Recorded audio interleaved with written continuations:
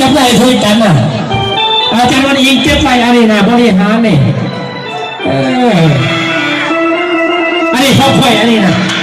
ค่อยเบาเลยยิงเบี้ยไอ้ทั้งนะไอ้ศูนย์ในจอนึกสกอร์นี่โอ้คุณบ้าคนส่งที่เบาเท่าไหร่นะนี่มอบใจดีบริแจกพิเศษเลยนะ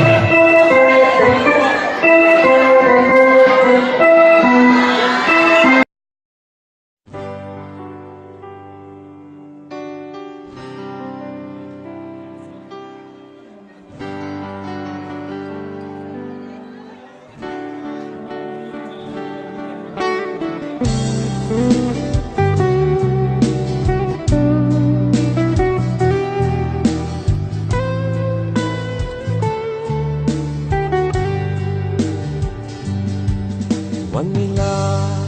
ผ่านมาเนิ่นนานเหมือนสายทางไหลไปบ่หวนคืนแต่มีคำหนึ่งที่มั่นคงและยั่งยืนบ่อาจลืมความเป็นเพื่อนดีต่อกันยามยังอยู่สุขและทุกข์ช่วยแบ่งปันมิตรภาพนั้นจงหาสาไว้หากวันใด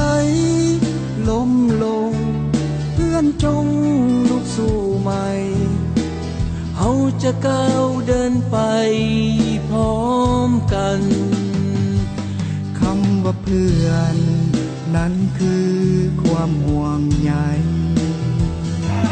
คำว่าเพื่อนจริงใจเสมอมาคำว่าเพื่อนบ่มีวันห่างลาชั่วดินฟ้าเพื่อนกันตลอดไป